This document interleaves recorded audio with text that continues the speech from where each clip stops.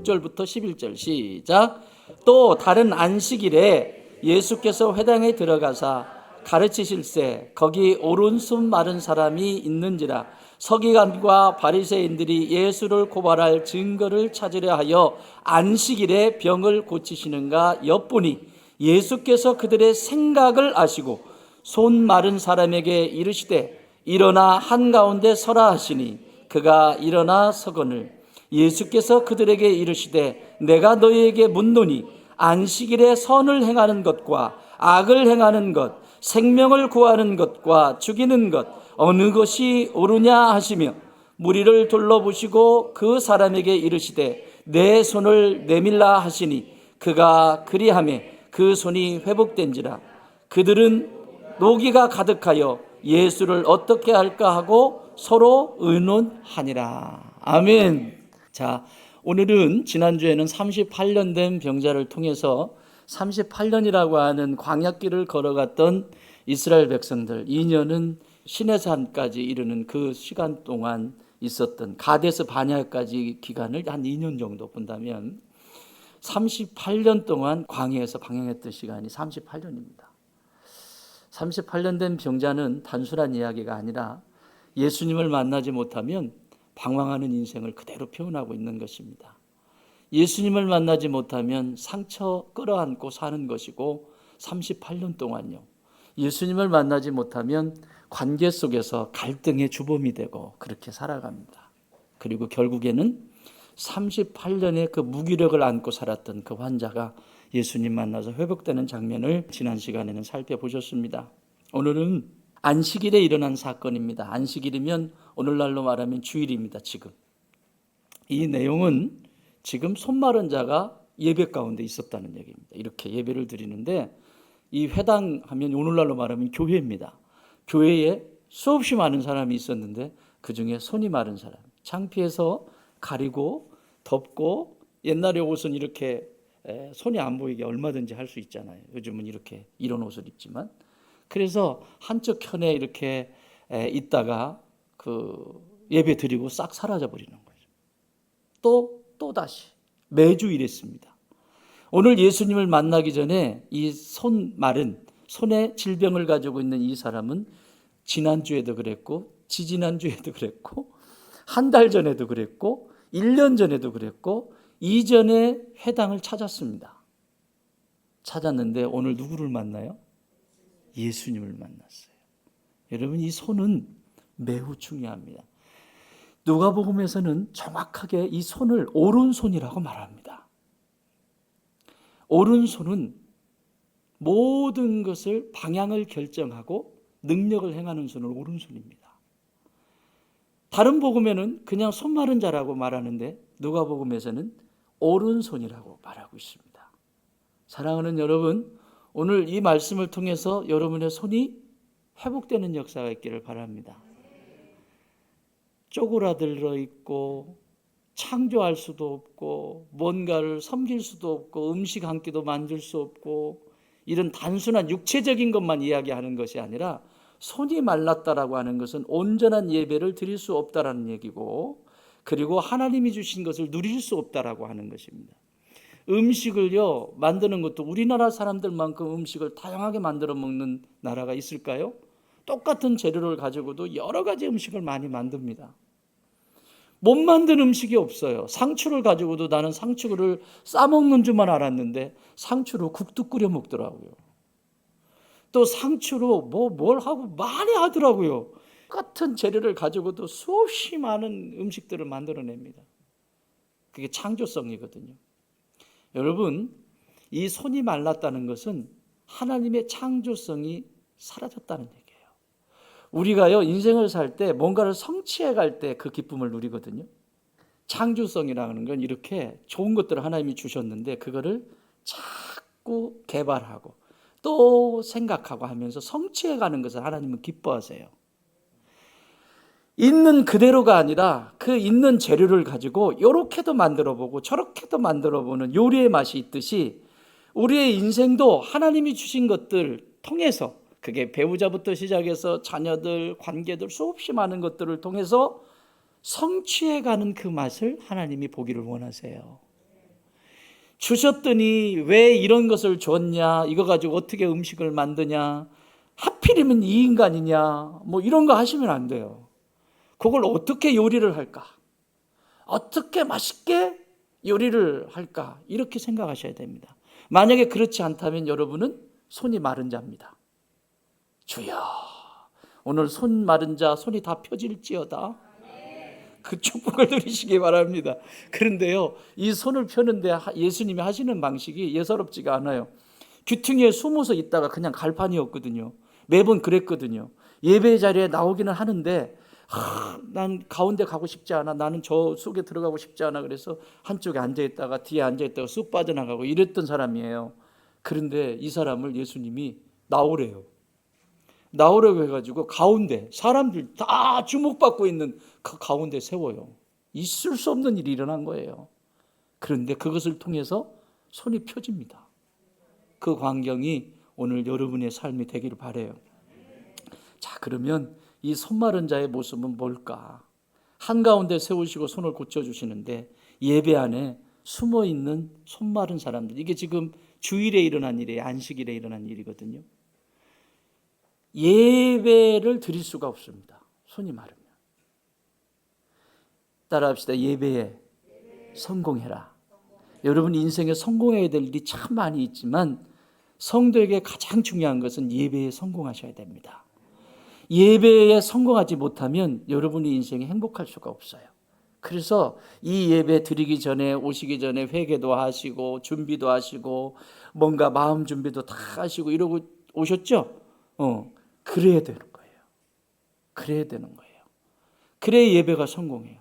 그렇지 않고 그냥 앉아 있다가 그냥 일어나면 그건 예배에 성공할 수가 없어요. 다른 거 다 실패해도요, 예배는 성공하셔야 돼요. 아멘. 자, 이 예배 안에 숨어 있는 마른 손, 우리 6절 같이 읽습니다. 시작. 또 다른 안식일에 예수께서 회당에 들어가사 가르치실세 거기 오른손 마른 사람이 있는지라. 아멘. 이 오른손 마른 사람이 이날만 있었던 게 아니라 그 전주에도 있었고 그 전주에도 있었고 계속 있었어요. 근데 오늘은 예수님이 들어가신 이 회당이 여러 개가 있었는데 이 당시에 이 회당에 예수님이 들어가신 거예요. 그런데 예수님이 들어가셨는데 예수님을 만나게 되는 장면을 기록하고 있는 겁니다. 예수님은 생명입니다. 살려내시는 분이십니다. 예수님은 빛입니다. 어두움에서 빛으로 나오게 하시는 분입니다. 그런데 여기 지금 반대에 있는 사람들 있죠. 바리새인들과 서기관. 이 사람들은 뭐예요? 죽이는 자입니다. 어둡게 만드는 자들입니다. 그래서 어떻게 하나 쳐다보는 거예요. 여러분 예배 드리러 와서요, 예배 드릴 때는 하나님을 만나는 일에 초점이 맞춰야 되는데 앞사람 뒤통수 보면서 아유 머리 스타일이 왜 저 모양이냐 이런 생각하고 있고, 찬양한다는 딴 생각 들어오면 지금 바리새인이에요. 자, 이 회당에 앉아서 서기관과 바리새인들은 어떻게 하나 쳐다보는 사람이에요. 예수님은 어떻게든 살려내려고 하시는 분이고, 안식일에 병자를 고치는지 안 고치는지 일을 하면 안 되거든요. 그걸 지금 지켜보고 있는. 근데 예수님은 고치셨잖아요. 그게 중요한 게 아니라는 거죠. 생명을 살리는 것이 중요한 것이죠. 자, 이 사건은 주일에 일어났습니다. 오른손은 일하는 손입니다. 오른손은 붙드는 손입니다. 오른손은 섬기는 손입니다. 오른손은 축복하는 손입니다. 제가 여러분에게 안수할 때 왼손 갖다가 이렇게 안수하던가요? 오른손. 여러분 오른손은 능력이에요. 창조의 손이라고요. 이 손인데 말라버렸어요. 하나님의 믿음의 하나님의 자녀들이 세상에서 맨날 저 터지고 그러고 오면 좋겠어요? 따라합시다. 하나님은 자녀들이 세상을 이기기를 원하신다. 여러분 자녀가 나와가지고 저 터지고 오면 그 다음 날 뭐 끊죠? 나가가지고 저 터지고 왔어요. 그러면 뭐 해요? 합교도 끊고 태권도 끊고 막 하잖아요. 학원 쫓아다니잖아요. 왜요? 내 새끼 맞았다는 얘기죠. 나갔으면 적어도 맞지는 말고 와야지. 코피 터지고 옥수수 털려가지고 오고 그러면 얼마나 부모가 속상합니까? 하나님도 그러세요. 내가 너에게 능력을 주었고 내가 너에게 쓸 수 있는 모든 걸 아니 태권도가 아니라 합기도 유단자 만들어가지고 너 세상에 보냈는데 왜 맨날 깨져가지고 오냐.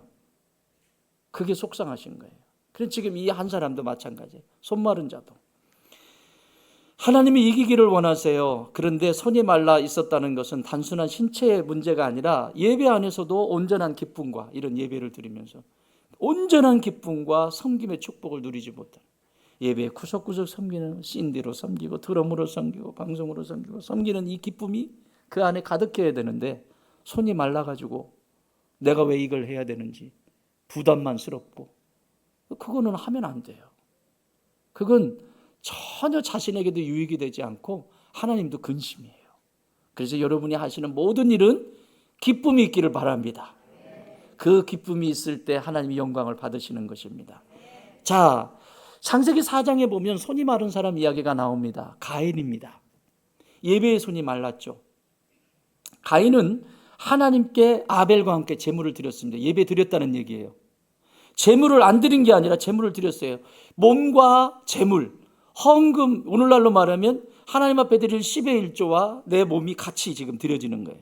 그는 예배하는 사람이었습니다. 그러나 예배 후에 그의 손은 동생 아벨을 죽이는 손이 되어버렸습니다. 손이 말라버린 거예요. 생명이 없어요. 이것은 예배 안에 숨어있는 마른 손의 대표적인 모습입니다. 예배는 드렸지만 마음에는 시기와 분노, 용서하지 못하는 마음이 가득해 있어요. 그러니 어떻게 따라합시다. 예배가 연락되지 않으면 살인하게 된다. 여러분 칼로 찔러서 살인하는 것만 살인이 아니라요. 내가 하나님 앞에 온전한 예배가 연락되지 않는 예배를 드리면 말로 가족들을 상처 주고요. 가족들을 힘들게 만들고요. 주변에 있는 사랑하는 사람들을 고통스럽게 만듭니다. 왜? 아는 건 많은데 손이 말라가지고 손이 움직이질 않습니다. 입으로는 말은 여러 가지를 늘어놓는데 행함이 없단 말입니다. 그래서 죽이게 되는 거예요. 차라리 몰랐더라면.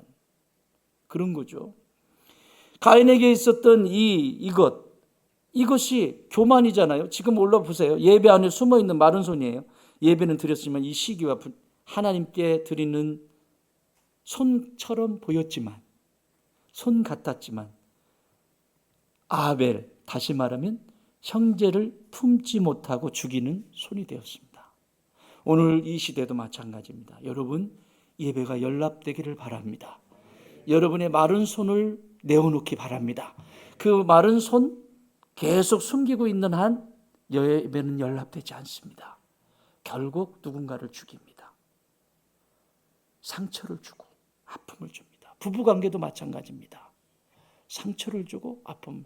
여러분 부부가 살아가라고 평생 살아가면서 백년해로하라고 살아갔는데 살다 보면 다투고 그러죠. 의견이 안 맞죠. 살아온 방식이 다 다른데 근데 싸우지 말라는 얘기가 아니라 잘 싸우는 법을 배워야죠.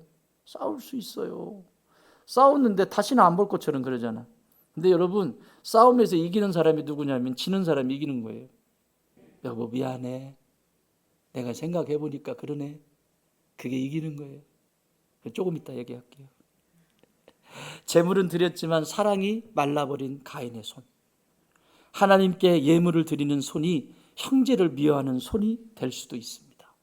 교회 속에 이렇게 사랑을 하고 이렇게 붙여줬는데 형제 자매들을 붙여줬는데 내가 가면 갈등이 주범이 되고 문제가 일어나는 거예요. 예배가 회복되지 않으면 손은 드리는 도구가 아니라 상처를 주고 빼앗는 도구가 되고 합니다. 가인의 메마른 손은 사랑이 마른 손이고 관계가 마른 손이고 형제를 죽이는 손이 되었습니다. 이게 오늘 본문이 소개하고 있는 오른손 마른 자의 대표적인 모습입니다. 좀 더 볼까요? 역대하 26장에 가면 우시아라고 하는 왕이 있습니다. 우시아 왕. 이사야 선지자가 하나님께 부름을 받을 때 이렇게 기록되어 있습니다. 우시아 왕이 죽던 해에 이렇게 기록합니다. 우시아 왕이 죽을 때 이사야 선지자가 부름을 받는데 우시아 왕이 어떤 왕이냐? 힘이 없다가 힘이 생깁니다. 왕으로. 힘이 잔뜩 생깁니다. 나도 하루 저녁에 이렇게 힘이 생길 줄 몰랐어요. 여러분, 권력이라고 하는 건 잘 써야 합니다. 하나님 앞에 반드시 심판받게 돼 있습니다. 힘이 있을 때 그 힘을 약한 자를 위해서 써야 되는데 자기에게 주신 힘이 자기에게부터 나온 줄 알고 이 우시야 왕이 건방을 떱니다. 무슨 건방을 떠냐면 제사는 누구만 드릴 수 있었어요? 제사장만 드릴 수 있었어요. 오늘날로 말하면 목사의 자리가 있고 장로의 자리가 있어요. 우리 장로님 용서하고 들으세요. 우리 아이들이 얘기하는데 세상에 신기하대요. 자기 친구들 또 우리 사위도 이제 목사님 아들이잖아요. 그러니까 교회가 오래 시골에 있던 교회니까 뭐 집사님들이 권사님 되고 안수 집사님 되고 또 그리고 장로님들 되고 이렇게 하는데 뭐라고 얘기를 하냐면 참 신기하대요. 안수 집사님, 권사님 때는 그래도 또 집사님 때는 그래도 목사님 말씀 잘 듣고 순종하고 그렇게 잘 하더니 도대체 장로만 딱 되면 그때부터 말을 안 듣더래. 우리 장로님들은 한 분도 그런 분 안 계세요.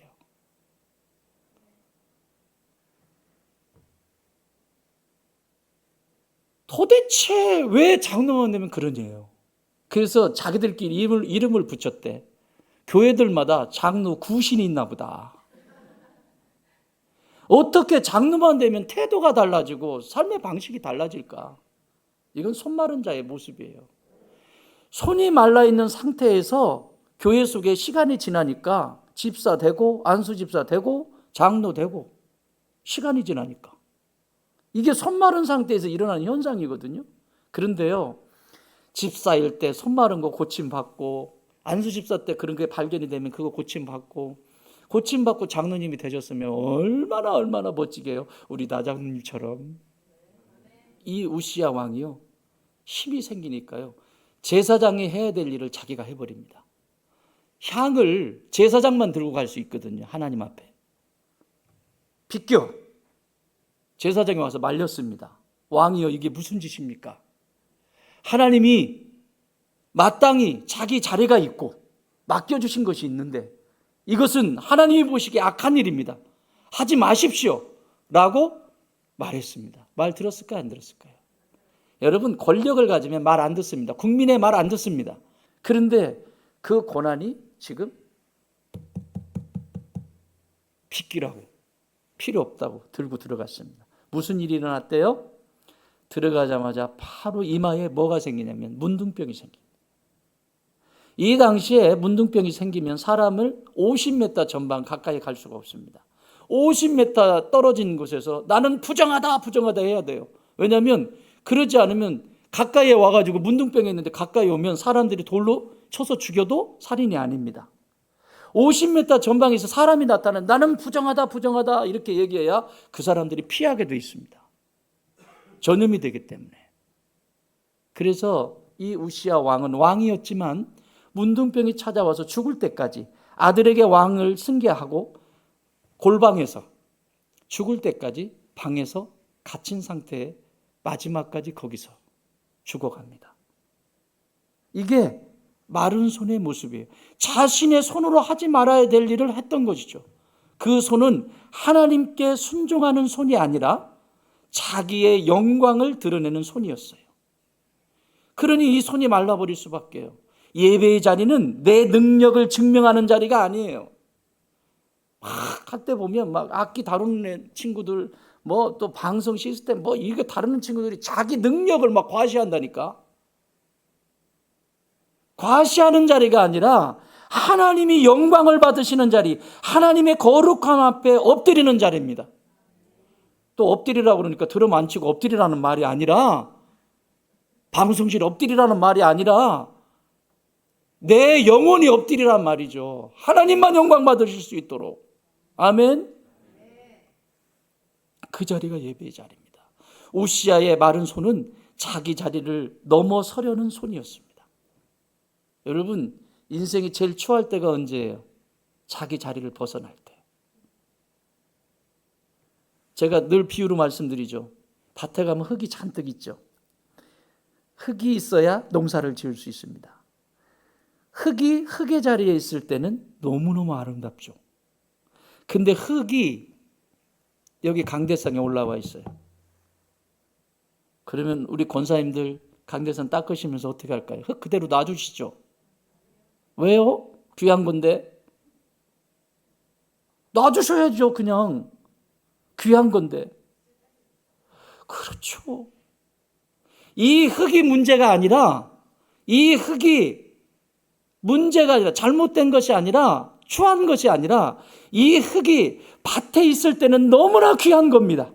상추도 심어서 먹고, 고추도 심어서 먹고, 나무도 심고, 다 이렇게 해서 너무너무 귀한 겁니다. 그러나 잊지 말아야 될 자리에 있기 때문에 추해진 거예요.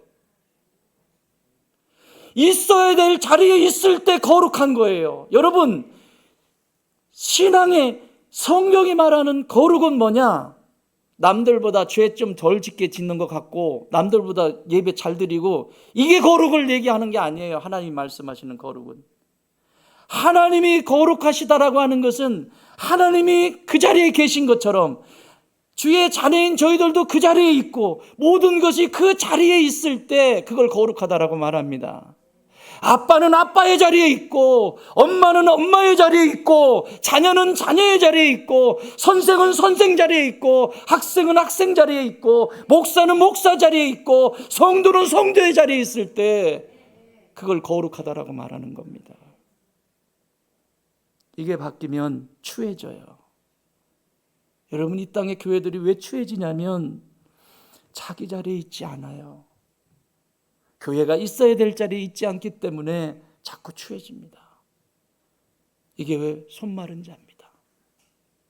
있어야 될 곳, 거기. 우시아는 자기 직분을 섬김이 아니라 권력으로 착각한 손이었습니다. 한 사람 더 볼까요? 마르다 한번 봅시다. 누가복음 10장에 보면 마르다 이야기가 나옵니다. 마르다는 예수님을 섬기기 위해, 누구를 섬기기 위해?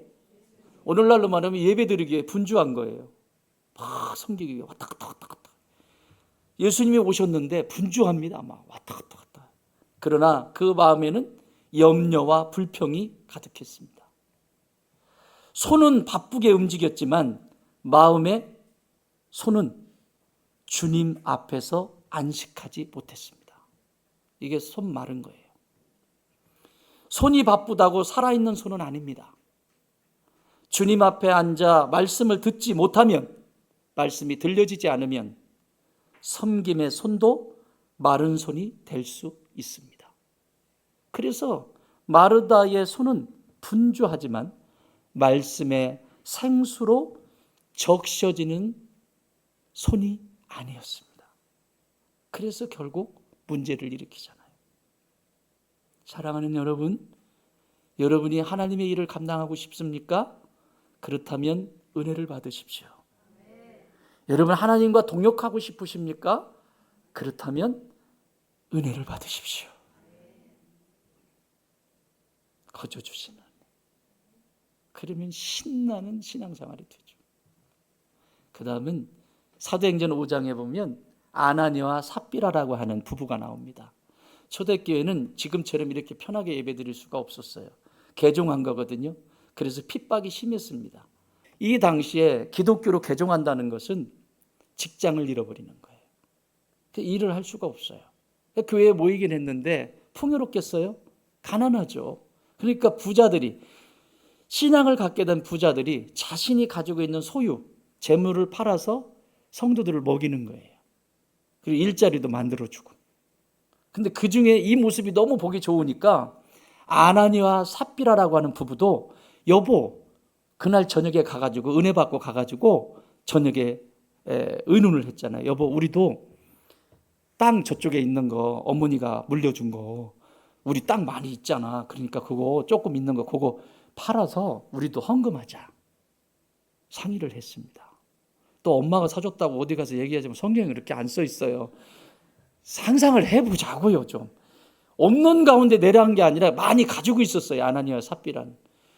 그 중에 한 부분을 가지고 팔았습니다.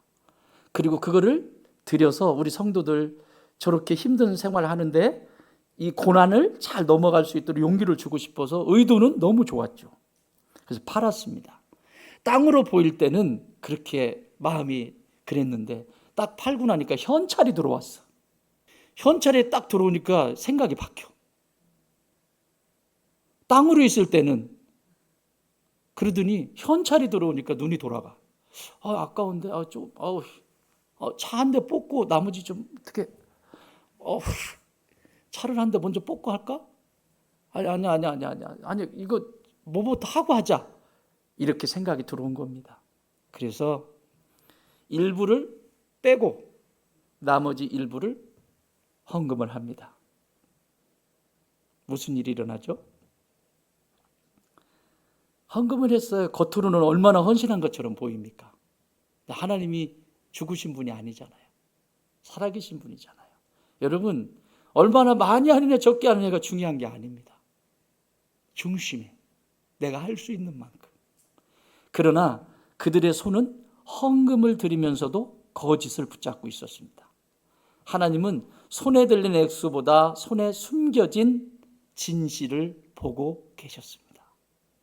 그게 펴진 손이고, 움츠려든 손은 지금 거짓의 손이잖아요.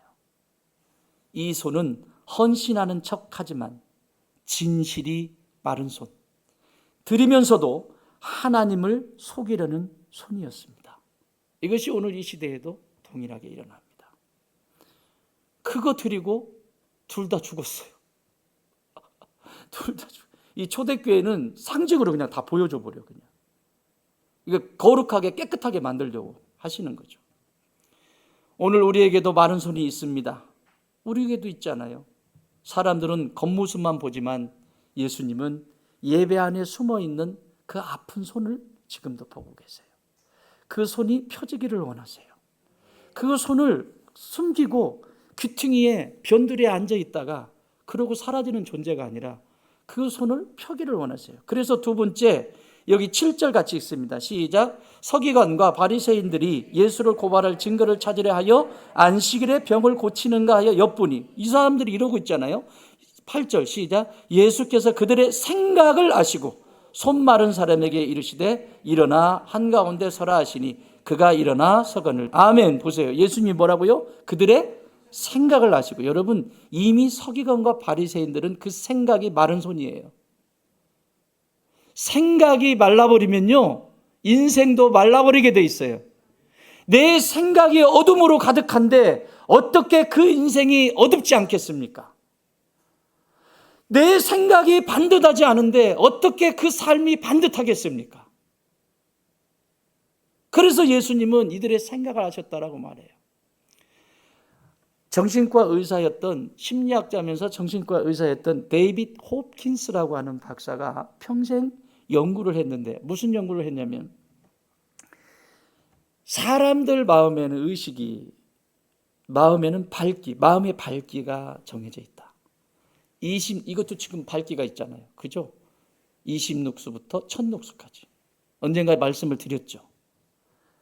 그런데 부정적인 밝기, 어둠으로 내려가는 수준이 있고 밝은 쪽으로 가는 수준이 있는데, 밝은 쪽으로 갈 수도 있고 어두운 쪽으로도 갈 수 있는 그 중간에 결정할 수 있는 불의 밝기를 200룩스라고 했습니다. 몇 룩스? 200룩스. 200룩스는 뭐냐면 사람의 행동이 이렇게 나타난다라고 기록하고 있어요. 용기. 여러분, 용기는 큰 소리 치는 게 용기가 아니고요. 잘못했을 때 잘못했다라고 말할 수 있는 게 용기고요. 자녀들, 여러분, 부문으로 2번 해봐요, 3번 해봐요, 10번 해봐요. 다 처음이죠? 많이 해봐가지고 잘 알아? 그 아이를 기르는 건 처음이잖아요. 그 아이도 나하고 만난 게 처음이고, 부모도 부모도로 타는 건 처음입니다. 남편도 아내도 이 사람하고 여러 번 해봤어요? 처음이시잖아요.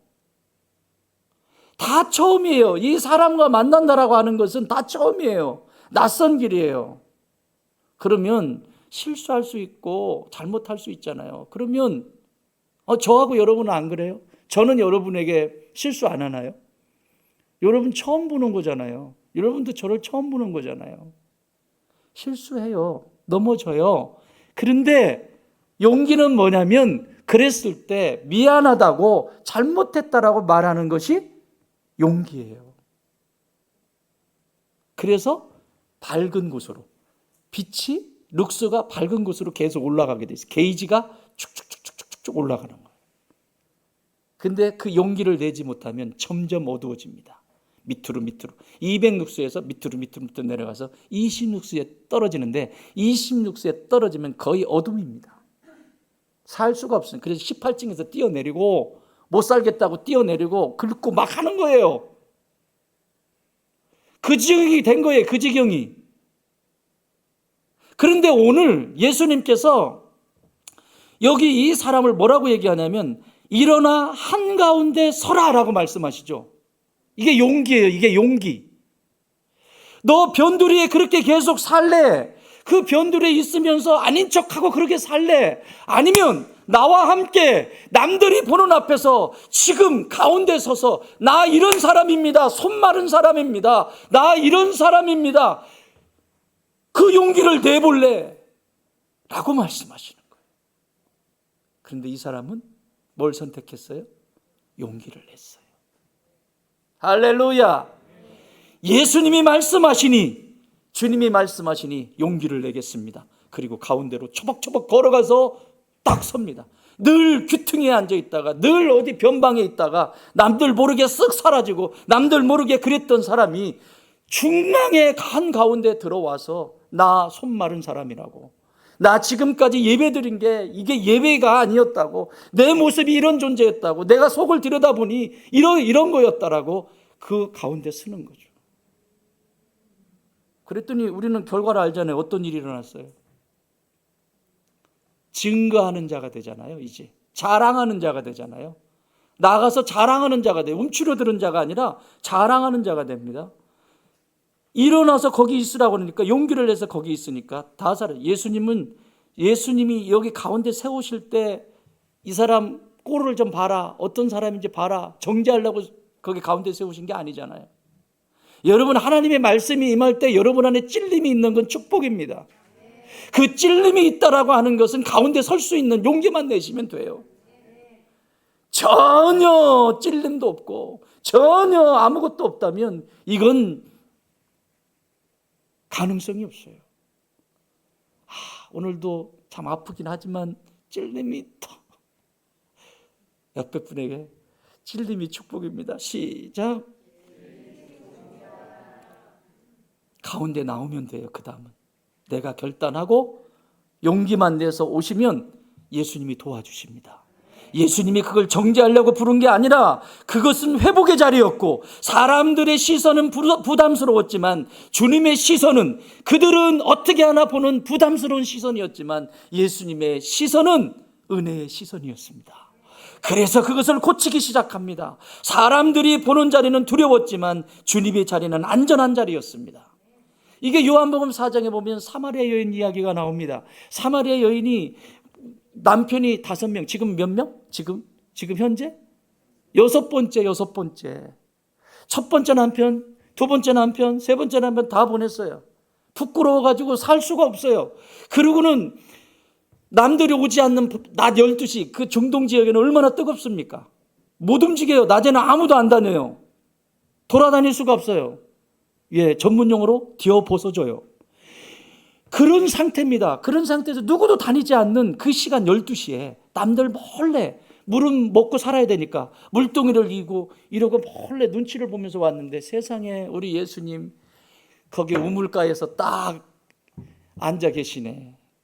이게 은혜예요. 이게 은혜. 제가 그래서 이름을 졌습니다. 12시의 데이트.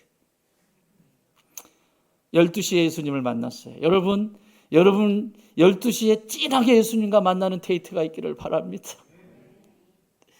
그 데이트가, 그 예수님과 만나는 12시에 그 찐한 데이트가 이 사람을 회복시켰어요. 그랬던 사람인데, 이 사람이 시선을 피해서 살았던 사람인데 예수님을 만난 후에 동네 한가운데로 들어가잖아요. 여러분, 예수님을 만나면 어둠에 있지 않습니다. 예수님을 만나면 한가운데로 들어갑니다. 그 한가운데 들어가서 외칩니다. 내가 메시아를 만났다. I met 메사야. 메시아를 만났다. 완전히 깨지는 거죠. 완전히 어둠이 사라지는 거죠. 이전에 살아왔던 눌려있던 삶이 아니라, 이전에 그렇게 우중충한 삶이 아니라 완전히 달라지는 삶이 되잖아요. 누가복음 19장에 보면 삭개오라고 하는 사람이 나옵니다. 삭개오 이름 잘 졌죠? 예수님 만나고 나서 싹 개웠다고 해서 삭개오입니다. 그냥 아주 싹 개웠어요. 부자였습니다. 세리장이었습니다. 세금 잔뜩 걷어가지고 잘 먹고 잘 살고 있었고 집도 몇 채고 막 애들 유학 보내고 다 할 수 있었습니다. 그런데 종 맞은 것처럼 뽕, 총 맞은 것처럼 여기에 채워지지 않는 뭔가가 있었어요. 그래서 그 예수님을 내가 만나, 그분이 오신다는데 그분 만나려고 세상에 그분을 만났습니다. 그 마른 손을 가지고 살았던 그 삭개오가, 뒤에 숨어서 살았던 그 삭개오가 예수님께 부름받아 구원의 은혜를 경험합니다. 그리고 말합니다. 진짜 싹 개웠습니다. 예수님, 내가 지금까지 사기친 거 있으면 다 갚아줄 뿐만 아니라, 세금 더 많이 걷어들인 거 갚아줄 뿐만 아니라 내 소유의 절반을, 예수님 말씀도 안 하셨어요. 저절로 이게 회개가 일어난 사람은 회심을 하게 되어 있거든요. 회심은 방향을 바꾸는 거예요. 회개는 내 죄를 보는 것이라면 회심은 방향을 바꾸는 거예요. 완전히 방향을 바꾸는데, 이게 예수님이 시키지도 않았는데 소유의 절반 다 팔아가지고 절반을 가난한 자에게 주겠대요. 할렐루야. 이 정도면 싹 개운 사람 아닙니까? 여러분, 내가 고작 내 집 한 채 가지고 있는 사람하고 도시 하나를 가지고 있는 사람은 같겠어요? 도시 하나를 가지고 있는 사람이 절반을 떼가지고 주래. 어떻게 번 돈인데? 다른 얘기예요. 그런데 그 일을 하잖아요. 예수님은 예배라는 이름으로 숨어있는 손마른 성도들을 지금도 부르고 계세요. 찾고 계세요. 감추고 싶은 약함을 은혜의 증거로 바꾸십니다. 마른 손을 한가운데 세우셔서 하나님의 회복을 드러내십니다. 이것이 오늘 예수님이 하시는 일이에요. 마지막 하나 봅시다. 자, 이렇게 가운데 세우셨어요. 그리고 이제는 뭐라고 말씀하시냐면 10절 시작. 무리를 둘러보시고 그 사람에게 이르시되 내 손을 내밀라 하시니 그가 그리하매 그 손이 회복된지라. 뭐라고요? 내 손을 내밀라. 이제 세우시고 나서 내 손을 내밀래요. 왜 내 손을 내밀라고 하셨을까요? 그냥 고쳐주시지. 응? 그냥 내가 너에게 말하노니 손은 펴질지어다 이러면 되잖아요. 그럼 아니 깨끗하게 나올 수 있잖아요. 예수님이 그런 능력이 없으세요? 그런데 창피해 죽겠는데 가운데 세워놨는데 거기다가 또 창피한 그것을 밑바닥에 있는 창피를 밖으로 내놓으래. 예수님이 또 전문 용어 나와요. 나 엿먹이려고 그러는 거예요? 아니에요. 상처는 바닥까지 쳐야 합니다. 그것이 끄집어내져야 자유케 됩니다. 그래서 손을 내밀라고 말씀하세요. 내밀어야 할 손은 건강한 손이 아니었습니다. 예수님이 내놓으라고 하는 손은 건강한 손이 아니에요. 여러분, 내 인생에 쓸만한 인생 내놓으라고 말씀하시는 게 아니에요. 여전히 병 가운데 있습니다. 여전히 뒤틀려 있는 가운데 있는 건강하지 않은 손입니다. 그 감추었던 손이고 부끄러운 손이고 말라버린 손인데 예수님은 그걸 요청하셨지 건강한 손을 달라고 말씀하시지 않으셨습니다. 이게 복음이에요. 여러분의 삶이 어떤 삶인지 중요하지 않습니다.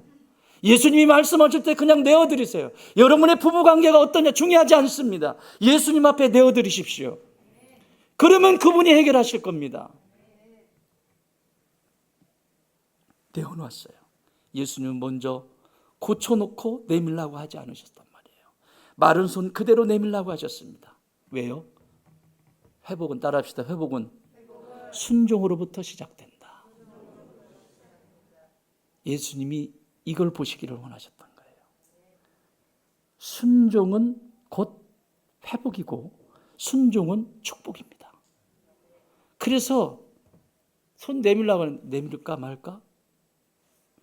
출애굽기 14장에 보면 홍해 앞에 서 있는 모세와 이스라엘 백성들의 이야기가 나옵니다. 여러분, 하나님이 그냥 갈라버리시면 되지. 그냥 자, 내가 갈라놨으니까 건너가라 이러시면 되는데 왜 모세한테 너는 지팡이를 들고 바다를 향하여 손을 내밀어 기도하라고 하잖아요. 손을 내밀어서. 만약에 모세가 하나님 10가지 재앙도 깨끗하게 끝내셨는데 이것도 한 키에 그냥 끝내주세요. 뭐 굳이 제가 손을 이렇게 내밀어가지고 이것까지 그냥 해주세요 라든지. 그리고 믿음이 없으면, 진짜 믿음이 없으면 지금까지는 하나님 하시는 역사를 봤는데요, 이 시퍼런 바다를 어떻게 건너갑니까? 에? 이 바다를 어떻게 건너갑니까? 이 많은 대군을 데리고. 할 수 없는 걸 왜 자꾸 시키세요? 이랬다거나. 근데 모세가 어떻게 하죠? 하라니까 하잖아요.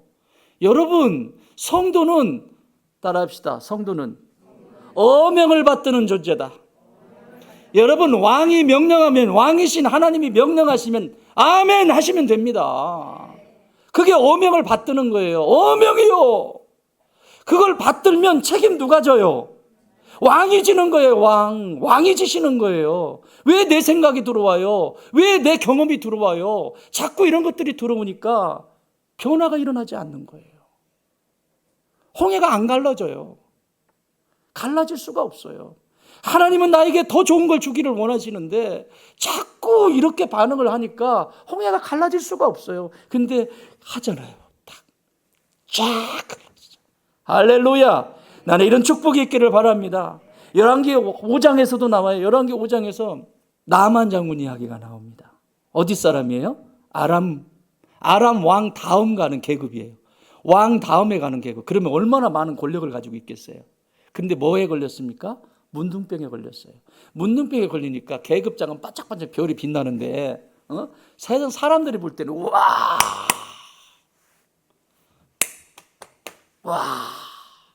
이런 거 하는데 문둥병에 걸려가지고 이 안에는 썩어 문드러지고 있어요. 그래서 한 발자국도 걸어가려면 힘듭니다. 이렇게 걸어 다니려면 물이 찍찍 나오고 막 진물이 나고. 생각해 보세요. 근데 사람들이 볼 때는 우와. 여러분, 이게 오늘 그리스도인의 모습일 수 있어요. 나의 모습일 수 있어요. 겉으로는 목사인 척하고 겉으로는 장로인 척하고 겉으로 그러고 다니는 것 같지만 속이 썩어가지고 속에 하나님이 보실 때 그냥 냄새 객게 나고 그러는데 어떻게 나만 장군이 그렇습니다. 그런 상태입니다. 근데요, 엘리사, 하나님의 사람 엘리사가 이스라엘에 왔는데 엘리사가 밖에 문도 열어보지도 않고 밖에 왔다고 하니까 안에서 건방을 떨었죠. 나만이 볼 때는 건방 떠는 거죠. 가서 들어오지도 말고 가가지고 저기 요단강에 가서 7번 담그라고. 나왔다 들어갔다 7번. 여러분, 요단강의 물은요 더러운 물은 아닙니다. 그런데 이게 석회질이 많은 땅이기 때문에 요단강 물이 석회질이 움직일 때는 뿌예요. 마치 시궁창물 같아요. 더러운 물은 아닙니다. 석회질이 많이 있기 때문에 뿌예요. 맑지가 않아요, 물이. 그런데 자기 나라 아람에는 자기 나라의 냇가는 너무너무 물이 맑거든요. 내가 거기 그 물이 없어서 내가 여기 와서 더러운 물에 들어가가지고 그 짓을 하냐? 그리고 나와보지도 않아? 화가 난 거예요. 나만이. 자기 아픈 거는 쳐다보지도 않고 고치려고 왔는데. 여러분, 이게 오늘 신앙 안에도 너무 많아요. 그 주일에 예배를 올 때는 내가 고침받고 회복되기 위해서 오는 건데 와가지고 내 마음에 안 든다고 안 들어버려요. 근데 옆에 있는 사람 따라합시다. 옆에 분에게 이렇게 인사했어요. 내 옆에 계셔주셔서 감사합니다. 시작. 왠지 아세요? 그렇게 건방을 떨 때 옆에 사람들이 중요해요. 여보, 그래도 한번 해보자. 야, 친구야, 그래도 한번 해보자. 그래서 나만 장군에게 옆에서 신하들이 권면을 합니다. 아유, 장군, 여기까지 먼 길 왔는데 믿져야 본전이지. 그게 그렇게 기분이 상할 일입니까? 기분 상한 건 내가 이해가 돼요. 나도 나 같아도 그럴 것 같아요. 나와보지도 않고 그렇게 하니까. 그런데 용화되잖아요. 용화되잖아요. 그러니까 한번 해봅시다. 그래서 꼬셔가지고 갔어요. 가가지고 7번 담궜는데 세상에 어린아이 피부처럼 깨끗하게 나왔더라. 여러분, 우리 예수님이 제일 용하십니다. 깨끗하게 나왔잖아요. 이게 순종이에요. 맹인도 마찬가지예요. 요한복음 9장에 보면 맹인 얘기가 나와요. 나면서부터 맹인이에요. 그럼 예수님이 그냥 말씀으로 아니면 손으로 이렇게 하고 깨끗하게 나왔다. 너 눈 이제부터 보여. 이렇게 하시면 되는데 그 맹인한테 뭐라고 얘기해요? 실로암 목가에 가서 내 눈을 씻어라. 왜 그렇게 하시겠어요? 예수님이 할 수 없어서? 여러분, 이 맹인은요, 수도 없이 실로암 목가에 가지고 세수도 하고요, 머리도 감고요, 샤워도 하고요, 수도 없이 했어요. 성경에 그렇게 써 있어야 돼요, 꼭? 그 동네 사는 사람인데 실로암 목가가 뭐 대단한 목가가 아니라 그 동네 사는 사람이에요. 그러니까 동네 우물이니까 가가지고 어제도 가서 물 먹고 오고 세수도 하고 눈도 씻고 거기서 빨래도 하고 했겠어요? 안 했겠어요? 거기에 우물 놔두고 다른 동네 가서 합니까? 여러분, 예수님이 실로암에 가서 눈에 이것을 씻으라고 이렇게 했을 때 이건 자기 경험이잖아요. 아니, 어제도 거기 가서 씻고 했는데 뭔 일이 일어난다고? 만약에 그 사람이 맹인이 그렇게 했다면 역사는 일어나지 않죠. 새롭게 들리는 거예요. 가서 실로암에 못 가서 내 눈을 씻어라. 크게 들린 거예요. 가서 씻었어요.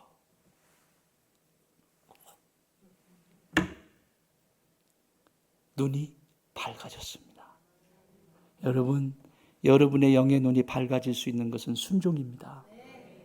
순종할 때 영의 눈이 밝아지고 치유되고 회복되어지고 온전케 됩니다. 말씀 정리합니다. 마른 손이 회복되었다는 것은 단순히 병이 나았다는 뜻만이 아닙니다. 그의 예배가 회복된 것입니다. 그의 섬김이 회복된 것입니다. 그의 삶의 자리가 완전히 회복됐다라고 하는 사실입니다. 사랑하는 여러분, 예수님은 오늘도 우리에게 말씀하십니다. 일어나 한가운데 서라. 용기를 내어 한가운데 서라. 척하지 말고 한가운데 서라. 목사인 척하지 말고 장로인 척하지 말고 그 한가운데 서라. 그리고 그 추한 병든 손을 나에게 내밀어라. 주님의 치유가 여러분 가운데 함께 계시게 주의 이름으로 축원합니다. 하나님 아버지, 연약하긴 그지없지만 내가 감추면 그것은 여전히 마른 손이지만 예수님께 내밀면 그 손은 생명의 손이요 섬김의 손, 예배의 손이 됨을 가르쳐 주셔서 감사합니다. 저희를 은혜의 한가운데 세워주시옵소서.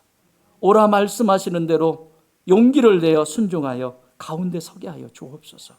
그래서 나의 수치가 간증이 되게 하여 주시고 나의 상처가 위로의 통로가 되게 하시고 나의 메마른 손이 예배와 섬김의 손으로 회복되게 하여 주시옵소서.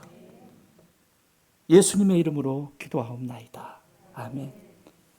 이제는 손 마른 자의 손을 펴시고 온전케 하셔서 창조의 손으로 바꾸신 우리 주님 예수 그리스도의 은혜와 우리 하나님 아버지의 말로 다 할 수 없는 그 크신 사랑하심과 성령님의 위로하시고 교통하시고 함께 하심이 주님, 내가 손이 말라 있습니다.